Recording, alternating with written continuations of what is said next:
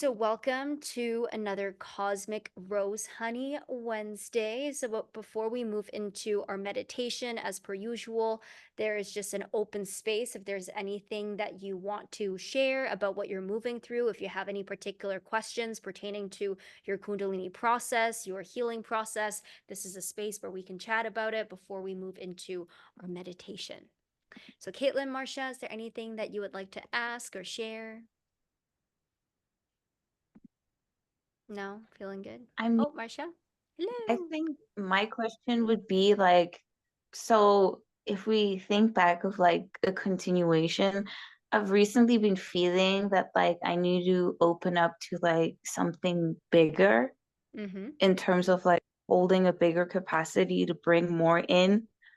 And my question would be like, would it mean like me expanding my container to like hold more, or would it be like softening into like allowing more things to come into my life? Because I'm sort of like, I hear like, okay, dream bigger, think bigger, like expand, but then it's also like, so which way do I go? What way should I allow myself to expand? That's the question I Mm-hmm. have. Yeah, that's a really great question. Is there something like in particular that you're kind of thinking about right now when you think about, okay, expanding your capacity for more? Like, is there a particular more that's on your heart that you desire, or like some kind of example that we can work with? I think for me it would be business. Mm-hmm. It would be like holding space for more people, because like in Mm-hmm. my mind I have like a specific number. It's like less than 10 Mm-hmm. people, but then I can feel that there's more people I'm meant to help. But because I'm thinking of 10 people, then everything I create is within the limits of 10, right? Instead Right. of other, I don't know what the other is right now, but it's like that Mm-hmm. kind of challenge, I suppose. Yeah, yeah, okay. Thank you for sharing that. Gosh, there's so much I can say too around this. I'm like, I could probably go on for like an hour about this topic alone, but a few things to kind of play with and get started on here. So, going back to your initial question of, okay, is it that I have to expand my capacity to hold more, or is it that I have to soften to receive? I think that's kind of how you mentioned it. I would say that it really is a combination of both. And on this journey, in the beginning, when we have our businesses, when we start, of course, we have that desire of how many people we want to be able to impact. But what happens is that when we have a desire, to a certain extent, there will always be some kind of attachment, especially because the mind will have some kind of an idea of, well, for example, I want to have 10 people, 20 people in my program or in my offer or in the space. And there's going to be some kind of attachment of, for example, by the end of this month or by this next round that I launch. And again, that's not bad. That's just how we as human beings operate. But then what tends to happen energetically a lot of the times is that we say, okay, there's like a number, what we want to expand ourselves to hold. But then if let's say the next round of a program or by the end of the month it hasn't happened, then what tends to happen in the mind is that we tend to judge that. We tend to be tempted to judge that as I did it right, I did it wrong, it happened, or it didn't. So, what I've really found to be really helpful for myself over the last couple of years of increasing that capacity expansion are a couple of things, right? So, the first one being that holding that vision of yes, I want to expand my capacity for more people, but actually dropping the attachment of how many people that is in a certain point in time.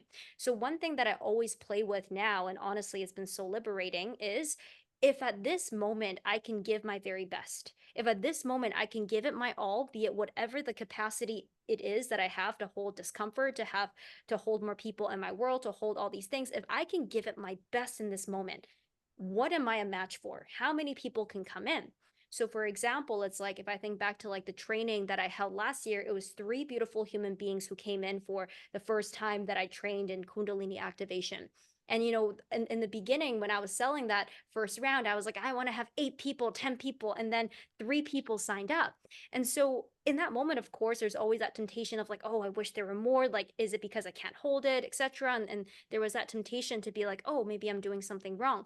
But what I've really found is that however number of people that I'm a match for, when those human beings come in, I treat them with all of my heart. I love them with all of my heart, right? We build beautiful relationships. I'm serving them to the greatest ability that I can in that moment. And I've really found that when I do that again and again, regardless of how many people are in a room, regardless of how many people are coming into a program and offer a free experience, a paid experience, if I show up with the same energy of I'm going to give it my all, then what I found over time is that the number of people increases drastically. Like I was actually just looking at the Kundalini temple the other day. I'm like, we almost have like 30 people in there. I was like, wait, how did that happen? When I used to go like, oh, I want like more people in there, want more people. This month I need to have 10 more people. The other month I need to have 20 people. It never really happened in that way. But when I let go of the attachment to the number and I simply decided that Divine Mother, please use me, please move me, allow every single person who comes into my world to be someone that I can have a genuine and deep heart to heart connection with.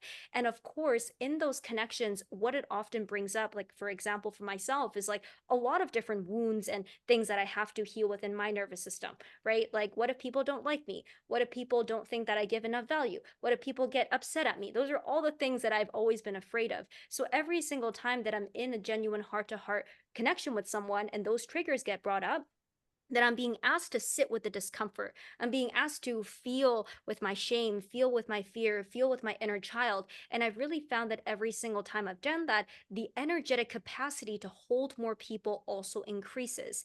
So it's like, it's both, yes, work that we do to increase our capacity. It is, yes, having a vision of how many people we want to impact, how many people we want to have in our world. And it is, softening in that process of receiving. But most importantly, it's remembering and realizing that this is an ongoing process that will build with time. Because the mind always loves to say, well, I want this to happen by June 30th. I want this number by July 31st. And when it doesn't happen, it's like, oh, like, what do I have to change? What am I doing wrong? When in reality is that, every single moment when we're giving our best, we're receiving the result of that best. And that result will continue to compound as long as we're willing to stay in the energy, keep our heart open as much as possible, really give our best in the every moment and allow that best to evolve. Because even for myself, for example, my capacity to hold space for a certain number of people a year ago is very different than my capacity today. But that was really shaped up again by showing up with all of my presence and heart, even if there's one person, 2 people, 3 people. That's what I found has really been able to help increase my capacity to hold like 20 people or even 50 people in one of the online activations a couple of months ago. Does that kind of make sense? That's kind of like the first piece of it. Makes sense. Makes total sense. Yeah. And how's that feeling for you? It feels good. I I I feel like I can exhale when you said Mm-hmm. like just focusing on like giving the best. Yeah. That feels way more, I feel way more at ease and at peace because like that's all I truly, out of all interactions with people, I always want to give my best. So, and I Yeah. want to give it my all. So when I think Yeah. about it from that point, I like that a lot more than focusing on, Yes. okay, I can feel this number of people and then get into like overthinking or Mm-hmm. being like, wait, that's a lot. But when I'm in the midst of it all, it's not really a lot. So yeah, Yeah, yeah, exactly. I'm really glad to hear that. And yeah, it's just like, because what I realized in the past was like I would have like a lot of ideas of like, okay, I want X number of people, like another number of people, but really it wasn't like it was because I thought that number would validate something within myself, or it's like, oh, when I have that number of people, then I can feel good. But when I realized it's that, you know what, no matter how many people are here, like I shared on Instagram like 2 weeks ago, the second day of my first retreat, it's my mom, my dad, and my partner. There's like literally like not really anyone there. I start to realize that, wait a minute, the joy that I feel in this work is not about the number of people there. And it's kind of like the paradox, right? When we realize that it's both about the people we're serving and also not about how many people are here in a moment, in a container, in a space, that's actually how we liberate ourselves to be in the greatest service, because then we really have that heart to heart connection with every single human who comes into our world. Something that I've also like, it really, really liberated me. And I know Kaylin mentioned that's beautiful. I can't wait to join the tea party. Me too. I'm so excited because this is the stuff that I teach in the tea party, right? Is really like heart led business. And one thing that really liberated me too is that I started to like break down any kind of like hierarchy or like way of seeing like, oh, if someone's a paying client, then that's a different person than someone who's following me on Instagram, than someone who's in my Facebook group. It's like everyone is my friend, everybody is a divine sibling that I get to support, that we get to co-create with. And in that sense too, when I kind of broke the barriers of like, oh, I need someone to join my program, I need to have X number of people, but my focus became, how can I give the very best regardless of you paying me $0, $33, 55, 100, 500, 1,000. It's like my presence with you in this space, like what I'm giving to you, all of my heart, that is the same at every single level. So when I started to do that too, then there was less like, I found the contraction and lack that I used to feel around, oh, but like I need 10 people, then I can really give all that I want to give. It became like, I'm going to give at all levels. Of course, different programs, different experiences will have different access points and, additional information and experiences and stuff within it. But the baseline of giving and how I relate to people, it's the same across the board, regardless of whether they're a paying client or not. And I've really found that from this energy, again, it's not a business strategy, it's just how I operate as a human being. And when I operate like that as a genuine human being, then people are like, hey, you're cool. Like, I'll have somebody come to an in-person session and be like, I want to join your retreat, I want to do this. And then the numbers grow, actually not from me focusing on the numbers, but from just having fun. How do I create? How do I let the divine create through me? And one more thing I'll add, Marcia, as well, that really helped me in this process as well, is really shifting from operating from my mind, what I think is the right number, what I think is the number of people who should be in a program at a certain period of time, and continuously surrendering to the Divine Mother, from my will to your will, from my will to your will, from my will to your will. Please use me, please shape me out. Because what I found time and time again is that my mind and my ego would think that, oh, I should have 20 people here by now, or I should have 10 people.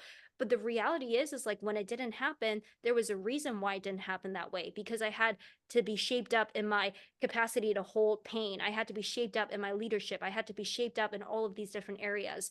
So what I've also found is that when I let go of the attachment to the number and I simply gave myself over again and again, like, I give you back my life in service, Divine Mother. Please use me. Please show me how I can be the best, how I can be shaped up. What else do I have to deepen within myself? What else do I have to refine? That's how the numbers and the impact have grown over time. And a lot faster, too, than when I was putting down, like, oh, it's got to be this number or that number by that date.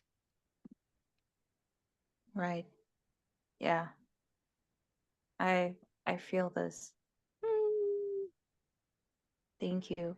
My pleasure. You're doing amazing. Thank you so much for this question. I think we can all like so relate to that, especially because, so much of business metrics and the way that online business has been taught is like, it's a lot about, okay, the external results. How many people, how much money are you making? And yeah, those are helpful guides and indications at times, but really when we're building long-term business, it's a lot about what's building beneath the surface that we can't yet see. How do we feel within ourselves? How are the quality of our relationships with the people in our world? How do we feel about our work? How lit up are we? How excited?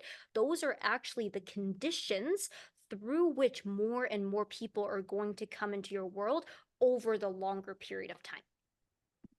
Yeah, I feel that, especially since like within the last 6 months, my business hasn't been forward facing, like front facing. It's been more internal, behind the scenes, a lot Mm. of like shifts, upgrades, Yeah. transformation, solidifying stronger foundations, getting even more clear. So yeah.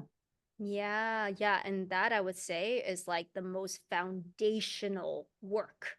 Like that's like like you're building your body of work. You're building yourself as that facilitator, as that guide. Like that is like the core of it.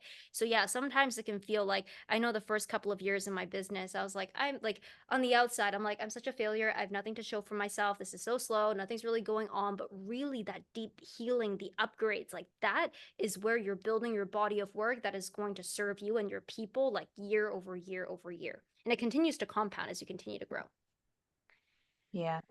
Yeah, I think of Vanessa and the shift that she is making. Yeah, she's my best friend. I'm so happy to hear that. Amazing. All right. Any other questions or shares? Do you feel complete with that, Marcia? Yes, I do. Beautiful. Thank you again for the wonderful question. I love that question.